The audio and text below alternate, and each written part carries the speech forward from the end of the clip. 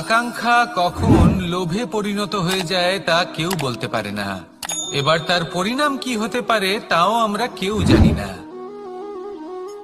আজ আমি আপনাকে বলছি, কোনো ব্যক্তি সব থেকে বেশি ক্ষতির সম্মুখীন তখনই হয় যখন সে এটা মনে করে যে সে সব থেকে বেশি সুরক্ষিত স্থানে রয়েছে। সে ভাবে যে সে সেখানে সুরক্ষিত রয়েছে। সে তখন অসাবধান হয়ে পড়ে, আর তখনই তাকে জীবনের সব থেকে বড় ক্ষতির সম্মুখীন হতে হয়। নিঃস্ব হয়ে যাওয়ার পরিস্থিতি কোনো মানুষের জীবনে তখনই আসে যখন তার কাছে প্রচুর সম্পত্তি থাকে এবং সে তার থেকেও অনেক বেশি সম্পত্তি অর্জন করতে চায়। সেই অনেক বেশি সম্পত্তি অর্জন করার চেষ্টায় সে এমন কিছু করে বসে যার ফলে তাকে সমস্ত সম্পত্তি হারাতে হতে পারে। একজন রচনাকার নিজেই নিজের প্রতিভা একদম শেষ করে দিতে পারে যখন সে অনেকগুলো কাজ নিজের কাঁধে নিয়ে নেয়। একটা গুরুত্বপূর্ণ কথা সবসময় মনে রাখবেন, আজ আপনি যেখানেই থাকুন না কেন, যেমনই যে কোনো স্থানেই থাকুন না কেন, এর পেছনে আপনার আকাঙ্ক্ষার একটা বিশাল ভূমিকা রয়েছে। কিন্তু মনে রাখবেন, আপনাকে শিখতে হবে যে কখন আর কিভাবে নিজের উচ্চাকাঙ্ক্ষাগুলিকে লাগাম পরাতে হবে, কারণ এটা অত্যন্ত আবশ্যক। তাই আসুন আর আমার সাথে ভালোবেসে বলুন, রাধা রাধা। রাত্রে আমরা সুখ নিদ্রা লাভ করি, আমরা স্বপ্ন দেখি, ভবিষ্যতের পরিকল্পনা করি, খুব ভালো লাগে। সকালে যখন চোখ খুলি নিদ্রা ভঙ্গ হয়, স্বপ্ন সেইখানেই ভেঙে যায়, আর তারপর আমরা আমাদের রোজকার জীবন যাপন করি। স্বপ্ন হয়তো মানুষ রাতের বেলায় দেখেন, কিন্তু সেটাকে সার্থক দিনের বেলাতেই করতে হয়। রাতে মধুর বাতাসের নিচে কোমল শয্যায় শুয়ে মাতার গলায় মিষ্টি গান শুনতে শুনতে নিদ্রায় আচ্ছন্ন হওয়া, স্বপ্ন দেখা, ভবিষ্যতের পরিকল্পনা করা বড়ই সরল। কিন্তু সকালবেলায় সময় মতো উঠে সূর্যের তাপ সহ্য করে, সেই উষ্ণতা সহ্য করে সর্বাঙ্গ ঘেমে গিয়ে নিজের পথ খুঁজে বের করা, সেই পথে অগ্রসর হওয়া, বাধা বিপত্তি এসবের সম্মুখীন হওয়া, আর তারপর লক্ষ্য লাভ করা, এগুলো কঠিন কাজ। এ হলো অত্যন্ত কঠিন কাজ।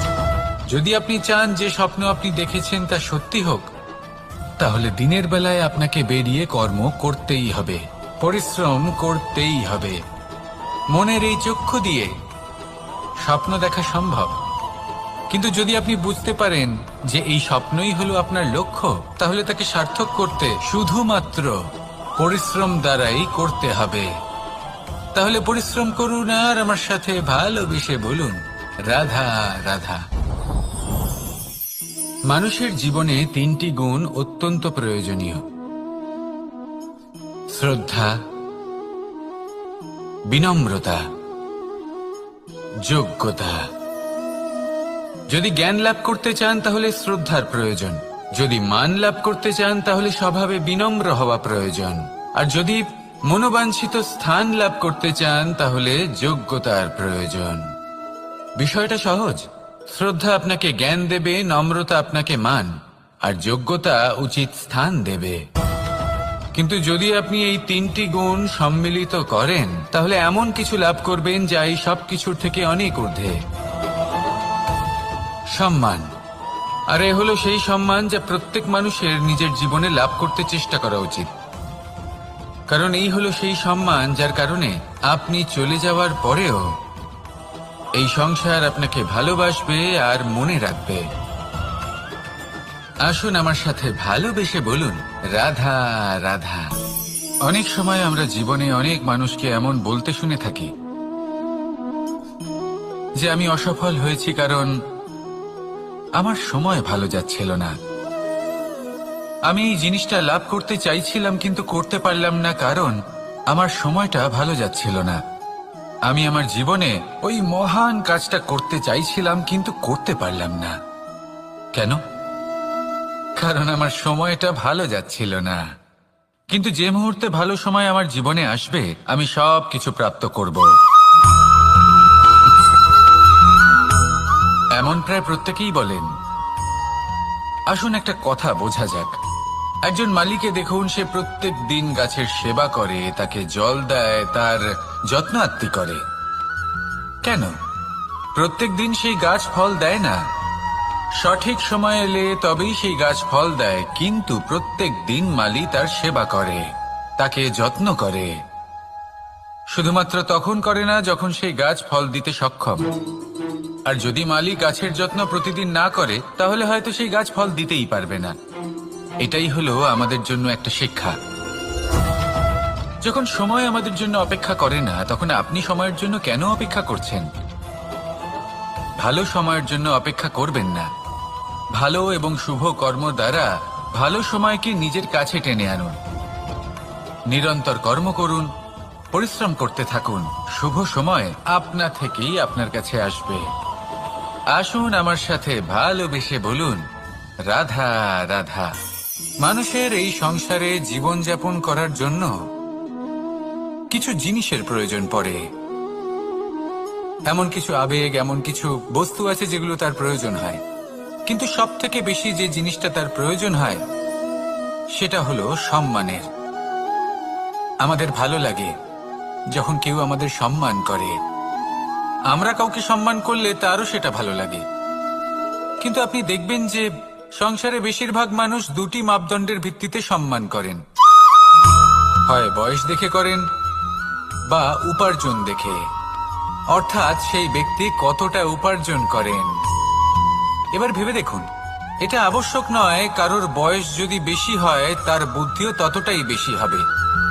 আবশ্যক এটাও নয় যে কোনো ব্যক্তি যদি অত্যন্ত ধনী হন বা তার মনও নির্মল হবে বা তিনি সৎকর্ম করবেন বা এমন কোনো কর্ম করবেন যাতে উনি সম্মান লাভ করতে পারেন। হতে পারে উনি ধনী কিন্তু দুশ্চরিত্র। সেই জন্য বয়স বা উপার্জন দেখে কোনো ব্যক্তিকে সম্মান করবেন না। কর্ম দেখুন। যদি গভীরভাবে ভেবে দেখেন তাহলে দেখবেন যদি কোনো মানুষ কোনো সৎকর্ম করেন তাহলে তার প্রতি হৃদয় থেকে সম্মান জাগ্রত হয়। এটাই হলো সেই সম্মান যা অর্জন করতে হবে। বয়স আজ আছে, কাল আরো বৃদ্ধি পাবে। উপার্জন আজ আছে, কাল সেটা কমে যেতেও পারে। কিন্তু যদি আপনি নিরন্তর শুভকর্ম করতে থাকেন তাহলে আপনি মৃত্যুর পরেও অমর হয়ে থাকবেন। আসুন আমার সাথে ভালোবেসে বলুন, রাধা রাধা। পাপ এবং পুণ্য, এই দুই হলো সংসারের এমন দুই বিন্দু যাকে কেন্দ্র করে এই সংসারের চক্র ঘুরতে থাকে। আমরা যদি কোনো কর্ম বিচার করি, হয় পুণ্য নয় পাপের দৃষ্টিভঙ্গি দিয়ে, এটা হয় পুণ্য না হলে পাপ। কিন্তু এই পাপ এবং পুণ্য এই দুই নির্ভর করে প্রত্যেক মানুষের উপর, তার চিন্তাধারা, তার পরিস্থিতির ওপর। ধরুন এমন একজন মানুষ যিনি অনেক দিন ধরে বনে পথ হারিয়েছেন, অনেক দিন হয়তো উনি কোনো খাবার খাননি।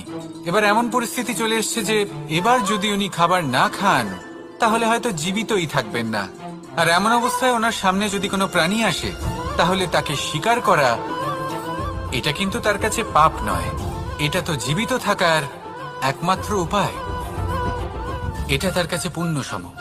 আর যদি আমি এমন একজন ব্যক্তির কথা বলি যিনি সরল, যিনি একটি সুখী, শান্ত, সুরক্ষিত জীবনযাপন করছেন, তার কাছে কিন্তু এটা পাপ। এইরকমই এই সংসারে ভিন্ন ভিন্ন পরিভাষা আছে পাপ এবং পুণ্যের। তার মধ্যে যদি আমি আপনাকে একটি সরল পরিভাষা দিই, সেটা হলো জীবনে যখনই কোনো কর্ম করবেন সেটা নিয়ে একটু ভেবে দেখুন যে এই যে কাজটা আমি করছি তার ফলে এই যে অন্য মানুষেরা আছেন এই সংসারে, তারা কি দুঃখ পাবেন? যদি তারা দুঃখ পান তাহলে সেটা পাপ। যদি আপনি এমন কোনো কর্ম করেন যার ফলে অন্যরা প্রসন্নতা লাভ করেন, তাদের মুখে হাসি ফুটে ওঠে, যদি তারা প্রেরিত হন, জীবনে সামনে এগোতে পারেন, তাদের বিকাশ হয়, তাহলে এটা হলো পুণ্য।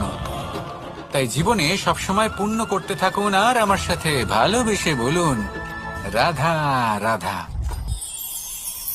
বনস্পতি ফলনের জন্য আমাদের কিসের প্রয়োজন পড়ে? একটু ধরিত্রীর, একটু পরিশ্রমের আর একটা বীজের। এবার যদি মানুষের কথা বলি তাহলে এখানে ধরিত্রী হলো মানুষের এই জীবন, যেখানে মানুষ নিজের ইচ্ছের ফল ফুল ফলন করতে চায়। পরিশ্রম হলো আমাদের কর্ম, আর বীজ হলো আমাদের নির্বাচন। আমাদের বেছে নিতে হবে যে আমরা কি বপন করব, আম নাকি ফণি মনসা। এর মধ্যে আমরা কি পেতে চাই? রসালো ফলের ফলন চাই নাকি কাঁটার ফলন চাই, তা আমাদের উপর নির্ভরশীল। কিন্তু একটা কথা ঠিক, লক্ষ্য যেমনই হোক না কেন, জীবন যেমনই হোক না কেন, যদি আপনি লক্ষ্যের দিকে এগোতে থাকেন তাহলে কর্মের সাথে খামখেয়ালি আচরণ করতে পারবেন না। যদি আপনি এমন করেন তাহলে এটা আপনাকে একটা অনুচিত লক্ষ্যে পৌঁছে দেবে, সেটা কিন্তু নিশ্চিত। সবসময় এটা মনে রাখবেন, কর্মের সাথে খামখেয়ালি হবেন অর্থাৎ কর্মফলও আপনার সাথে খামখেয়ালি হবে। তাহলে নিষ্ঠার সাথে কর্ম করতে থাকুন আর নিজের লক্ষ্যকে প্রাপ্ত করুন। আর আমার সাথে ভালোবেসে বলুন, রাধা রাধা। অগ্নি চতুর্থ তত্ত্ব, সব থেকে বেশি গুরুত্বপূর্ণ কিন্তু তার থেকেও বেশি ভয়াবহ। কখনো অগ্নিকে নিয়ন্ত্রিত রূপে উনুনে জ্বলতে দেখেছেন? এই অগ্নি আমাদের খাবার বানাতে সাহায্য করে, যা আমাদের শক্তি প্রদান করে। কিন্তু এই অগ্নি যখন বিচলিত হয়ে, অনিয়ন্ত্রিত হয়ে কোনো বনের আগুন হয়ে ওঠে, তখন মহা বিনাশ ঘটে যায়। আপনারই অন্তরের ঊর্জা হলো এই অগ্নি। এটা আপনার শক্তিও, আপনার ক্রোধ। একে ব্যবহার কিভাবে করবেন তা আপনারই হাতে। যদি কোনো ব্যক্তি নিজের অন্তরের এই ঊর্জাকে ব্যবহার করেন শক্তির রূপে, তাহলে সে বিকাশ ঘটাতে পারে, নির্মাণ ঘটাতে পারে। কিন্তু যদি কোনো ব্যক্তি তার অন্তরের ঊর্জাকে বিধ্বংসী অস্ত্র বানিয়ে ফেলেন, তাহলে নিশ্চিত রূপে মহা বিনাশ ঘটতে পারে, যাতে বিনাশ তারও অবশ্যই হবে। অনেক বছর পূর্বে এমনই এক আগুনের দ্বারা এই সুন্দর পৃথিবীর নির্মাণ হয়েছিল, আর অনেক বছর পূর্বে এমন এক আগুনেই সমস্ত জীব এবং সংসার বিলুপ্ত হয়ে গেছিল। এবার আপনি আপনার অন্তরের ঊর্জা দ্বারা বিনাশ ঘটাতে চান নাকি নির্মাণ ঘটাতে চান, সেই সিদ্ধান্ত আপনারই। আসুন আমার সাথে ভালোবেসে বলুন, রাধা রাধা। কখনো কখনো এমন হয়, আমরা আমাদের বাড়ির উঠোনে বীজ বপন করি আর তা বিকশিত হয় একটা সুন্দর বৃক্ষে। তার শাখাগুলি প্রতিবেশীর বাড়ি পর্যন্ত পৌঁছয়। ফলের বর্ষণ প্রতিবেশীর বাড়িতেও হয়ে থাকে, আর আমরা ভাবি গাছ আমরা উৎপন্ন করব আর ফল খাবেন আপনারা। এই কেমন কথা হলো? আপনাকে এই কথা বুঝতে হবে যে এসব হলো ভৌতিক বস্তু, সাংসারিক বস্তু। কখনো নিজের বাড়ির বাগানে ভালোবাসার গাছ বপন করে দেখুন, তার শাখাও প্রতিবেশীর বাড়ি পর্যন্ত পৌঁছবে, ফলের বর্ষণ সেখানেও হবে। কিন্তু সেই ফল চাইতে আপনাকে যেতে হবে না, সেই ফল দ্বিগুণ মাত্রায় আবার আপনার কাছেই ফিরে আসবে। তাই নিজের বাড়িতে আর নিজের মনে ভালোবাসার গাছ উৎপন্ন করুন। এই জীবন প্রসন্ন হয়ে বলবে, রাধা রাধা। আকাঙ্ক্ষা কখন লোভে পরিণত হয়ে যায় তা কেউ বলতে পারে না। এবার তার পরিণাম কি হতে পারে তাও আমরা কেউ জানি না। আজ আমি আপনাকে বলছি, কোনো ব্যক্তি সব থেকে বেশি ক্ষতির সম্মুখীন তখনই হয় যখন সে এটা মনে করে যে সে সব থেকে বেশি সুরক্ষিত স্থানে রয়েছে। সে ভাবে যে সে সেখানে সুরক্ষিত রয়েছে। সে তখন অসাবধান হয়ে পড়ে, আর তখনই তাকে জীবনের সব থেকে বড় ক্ষতির সম্মুখীন হতে হয়। নিঃস্ব হয়ে যাওয়ার পরিস্থিতি কোনো মানুষের জীবনে তখনই আসে যখন তার কাছে প্রচুর সম্পত্তি থাকে এবং সে তার থেকেও অনেক বেশি সম্পত্তি অর্জন করতে চায়। সেই অনেক বেশি সম্পত্তি অর্জন করার চেষ্টায় সে এমন কিছু করে বসে যার ফলে তাকে সমস্ত সম্পত্তি হারাতে হতে পারে। একজন রচনাকার নিজেই নিজের প্রতিভা একদম শেষ করে দিতে পারে যখন সে অনেকগুলো কাজ নিজের কাঁধে নিয়ে নেয়। একটা গুরুত্বপূর্ণ কথা সবসময় মনে রাখবেন, আজ আপনি যেখানেই থাকুন না কেন, যেমনই যে কোনো স্থানেই থাকুন না কেন, এর পেছনে আপনার আকাঙ্ক্ষার একটা বিশাল ভূমিকা রয়েছে।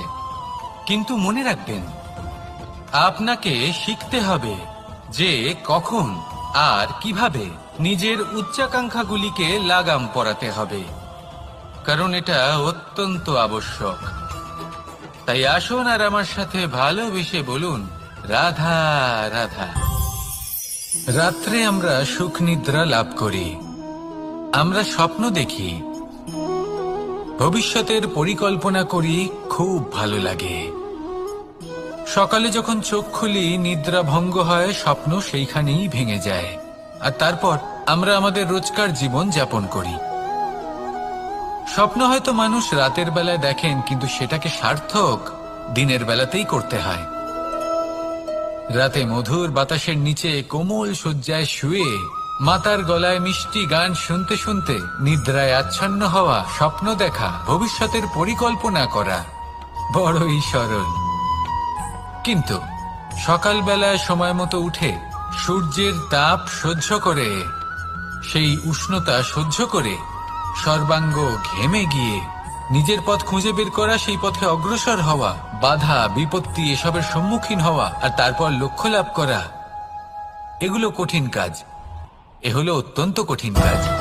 যদি আপনি চান যে স্বপ্ন আপনি দেখেছেন তা সত্যি হোক, তাহলে দিনের বেলায় আপনাকে বেরিয়ে কর্ম করতেই হবে, পরিশ্রম করতেই হবে। মনের এই চক্ষু দিয়ে স্বপ্ন দেখা সম্ভব, কিন্তু যদি আপনি বুঝতে পারেন যে এই স্বপ্নই হলো আপনার লক্ষ্য, তাহলে তাকে সার্থক করতে শুধুমাত্র পরিশ্রম দ্বারাই করতে হবে। তাহলে পরিশ্রম করুন আর আমার সাথে ভালোবেসে বলুন, রাধা রাধা। মানুষের জীবনে তিনটি গুণ অত্যন্ত প্রয়োজনীয়: শ্রদ্ধা, বিনম্রতা, যোগ্যতা।